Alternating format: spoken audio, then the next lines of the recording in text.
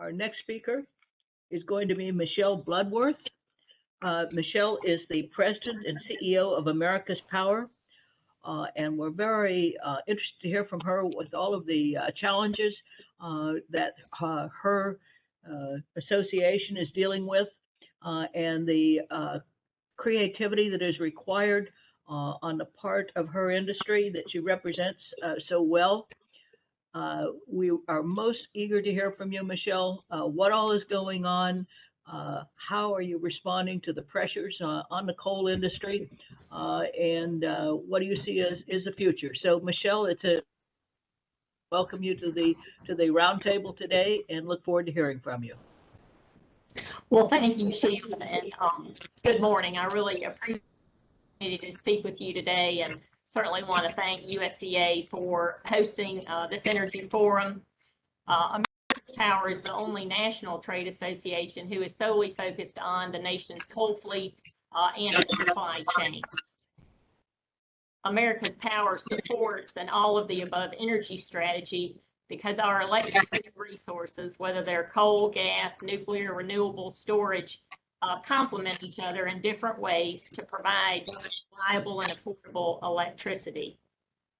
And although the electricity grid is undergoing a transition, we believe the coal fleet will be needed for the foreseeable future because it does promote grid reliability and resilience, and it's an indispensable alternative when other electricity sources are too expensive or not available. We support a gradual transition of the electricity grid, putting reliability first. And let me say that again. We're all about putting reliability first because we believe that's the best way to lower carbon emissions from the power sector without sacrificing reliability and affordability. And also a gradual transition would allow time to develop and deploy, enabling transformational technologies, especially carbon capture and storage, and certainly a lot of the ones that have been discussed earlier today. Jonathan, I'll get some feedback. Is there some feedback on the line? All right, next slide.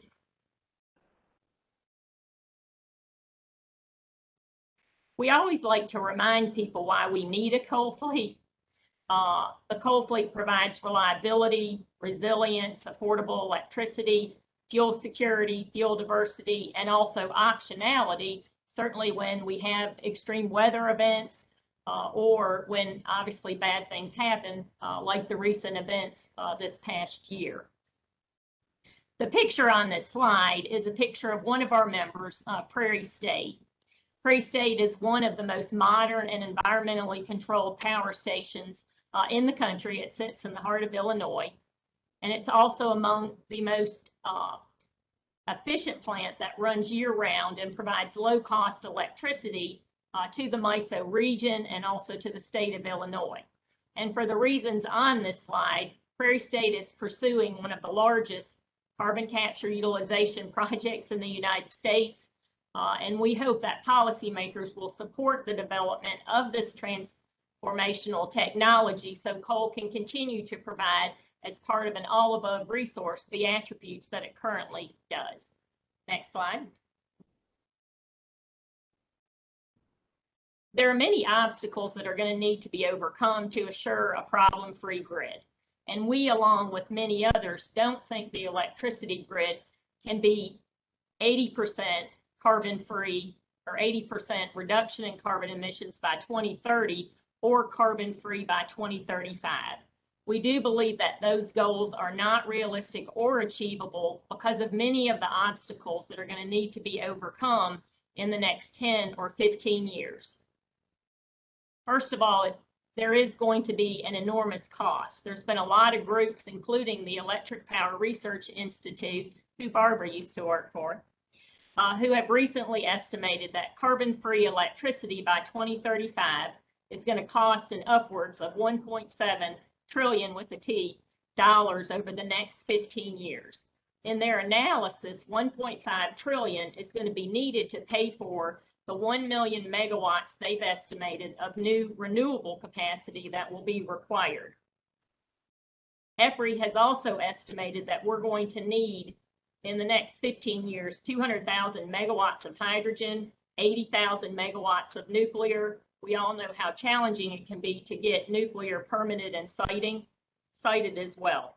But to put that into perspective, the entire U.S. electric system, coal, gas, nuclear, and renewables, is only slightly larger currently than 1 million megawatts.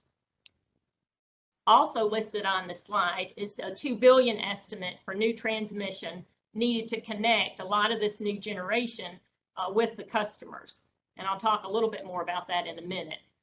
There are also a lot of other obstacles. We need to ensure that we maintain grid reliability and resilience, that we maintain affordable electricity prices. We need time to build out transmission. And we also need time so these technologies like CCUS, battery storage, hydrogen, advanced nuclear can be deployed on a wide-scale basis. We also need time to transition local economies to mitigate job losses. We also need to mitigate the stranded investments that have already been made in generation and transmission. Half of all the U.S. fossil fuel generation is less than 20 years old. There is going to be a continued need for dispatchable generation. We certainly all are working hard to make that generation cleaner. And we also need time because the markets were not designed to accommodate the significant penetration of negative price from coming into the market from renewable generation. And certainly the grid operators are working hard, but those of you who have worked in these wholesale markets, it takes a long time to transform these rules. Next slide. In 2020, 60% of our generation in the United States did come from fossil fuels, which would mean we would have to replace more than half of all the U.S. generation in the next 15 years. We don't think that that is going to be achievable in the timeframes that are being proposed. MISO has estimated alone that it's going to cost $500 billion. And some would even say at MISO that you're going to have to multiply that number by 5 in order for this transition to occur. We also think that the necessary transmission would be impossible to build in that time frame. And money alone is not going to solve this problem, as we've listened to many of the technical workshops at FERC, who is working very hard to reform transmission policy. But again, reforms take time. Next slide. Many studies have estimated that we're going to increase by 60 to 100% the amount of current transmission capacity available in the United States to integrate the necessary amounts of renewables. There's a lot of different ranges of estimates of costs depending on how that build out occurs, all the way from 200 billion to 670 billion. Most transmission projects do take about 17 to 20 years to complete, and many projects, for the reasons Barbara listed earlier, have been abandoned. There are a lot of issues with right-of-way and permitting, and they create many obstacles to delay or kill projects. There's also no standard process to plan for interregional transmission projects, and there certainly is going to be a big debate on cost allocation, as some states are moving a lot quicker to clean energy than other states, and who bears those costs. Next slide. The grid emergencies that we've seen over the past year, especially last February, were not only reliability problems, but they were also resilience problems. And all resources were challenged. However, without coal-fired generation, blackouts would have been much worse in the Southwest Power Pool and MISO. And during the emergency, we did see coal capacity factors and the coal fleet step up dramatically in order to fill the gap because of many unplanned outages. FERC and NERC recently released some preliminary results of their assessment of the blackouts in ERCOT, the Midwest, and the Southwest Power Pool. And their findings were pretty shocking. They found that of the 1,000, there were 1,000 units of generation that were offline because of unplanned outages. So they were expected, obviously, to produce generation and be there when needed, and for a lot of different reasons, they were not. We also saw the resources saw challenges. However, some resources had more challenges, and the magnitude of the challenges were much greater.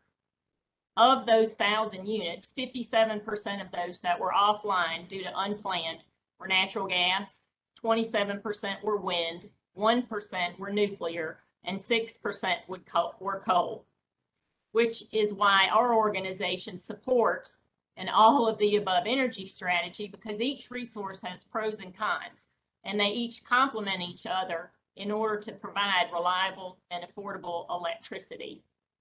From California to MISO to SPP and ERCOT, the recent blackouts really illustrate how fragile the grid becomes when it is over-reliant on any one fuel, and again, the need for all resources to continue to keep the power on for all of us.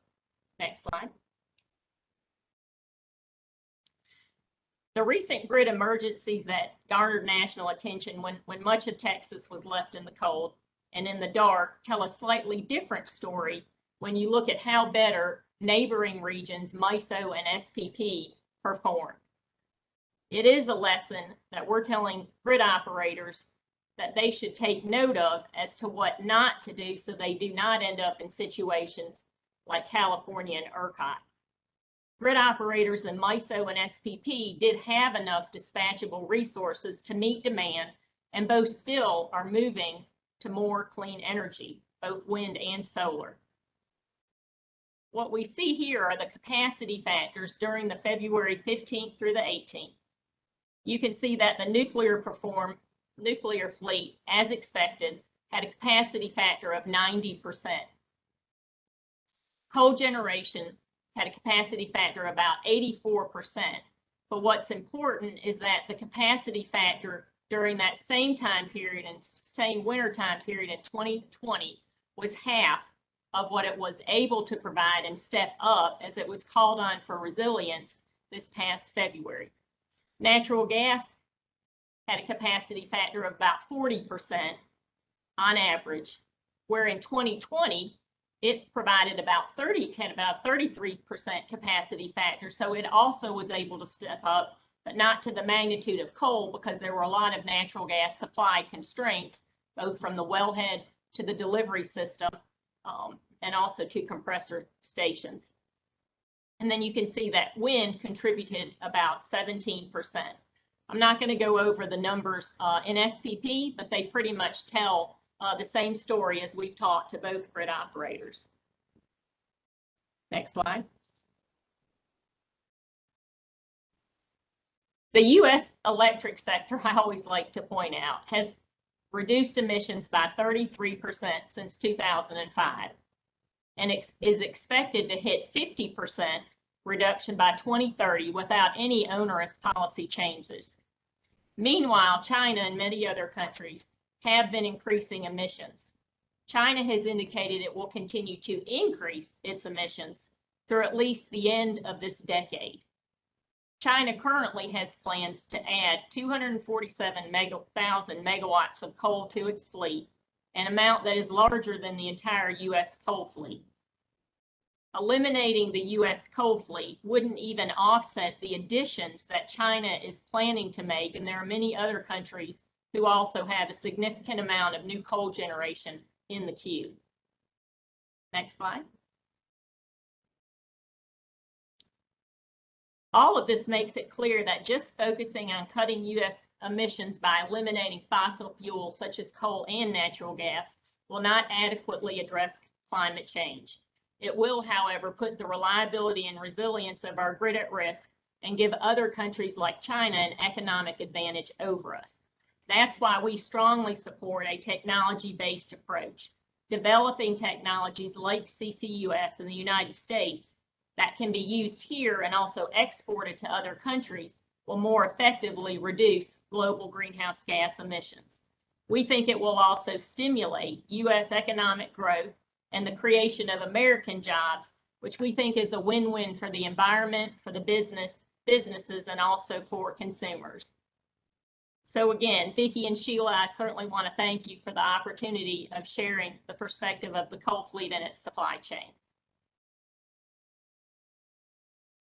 Thank you so much. Very, very interesting, Michelle. And I thought particularly that the understanding of the nature of our coal, that is, that much of our coal has reduced CO2 emissions already beyond what is widely available in other parts of the world. And it makes you wonder, maybe, can it substitute? Could it be a substitute in those countries where they have their coal, but the coal resources that they have much higher CO2 emissions? And is there a way that we can redeploy America's coal in a way which would be good for you and good really worldwide as far as CO2 reductions? I know that there's a certain irony to it, but less CO2 emissions is better than more. And I just wonder how other countries might feel about that, or would they just prefer to continue to exploit their own resources, with even associated with the issues that they have? No, that's a great question. I think that's why we're so focused on the need to retain the existing coal fleet to avoid premature coal retirements, because in order to commercialize and develop CCUS, like Prairie State, we have another coal producer who's trying to develop a net zero waste coal project in Pennsylvania. But they need the existing infrastructure, the entire coal supply chain, to remain healthy, so we can work with other countries to develop and export that technology that we think is certainly, there is a lot of interest both on the coal and natural gas side on CCUS, but it is going to take a lot of investment, a lot of research and development, and the same amount of magnitude of dollars that are going into other advanced technologies like renewables. So it certainly has the opportunity to export that technology and to compete on a level playing field, to be a part of an all of the above energy resource mix. Is the workforce that has been so heavily hit by the reduction in use of coal, are they still able to come back into the mix as this evolution occurs, where there might be a revitalization in some areas with respect to the plans that you just mentioned? Do you still have people who worked in the mines and who would love to continue to work, because we know that the effects have been devastating of mine closures in a number of parts of the country? They have really hurt. That fact has just become obvious that it has damaged some communities that were heavily dependent on the mining operations. Yeah, that's also a really good question. The coal industry and the supply chain has continued to provide resilient and the delivery of coal historically, and is working very hard to provide that in the future. Similar to what the first speaker mentioned, is, the narrative around coal does need to be changed. There needs to be market rules to value the attributes, whether that's on-site fuel, frequency response, voltage stability. There are a lot of things that baseload resources provide that other technologies, until they can be widely deployed, like battery storage, fossil fuels are still going to have to be provided. So in order for investors to want to develop projects like Prairie State, we really need a recognition of, in my opinion, all of the attributes that coal has provided that people sometimes like to tend to overlook. So we send the right price signals to allow us, again, we have a lot of transformation technology and a lot of experience in this country to develop technology. We want to make sure that coal has an ample opportunity. And with those, all those things lining up, we certainly think the coal industry can continue to provide what it has in the past historically, to provide reliable and affordable electricity. Well, thank you so much. Very, very interesting, and different takes, more nuanced than some of the noise in the air. And I think it was a very insightful and thoughtful presentation. So we thank you very, very much for that, for your efforts and for your. I know you're working hard. Thank you. That's why they got to send a woman to do it.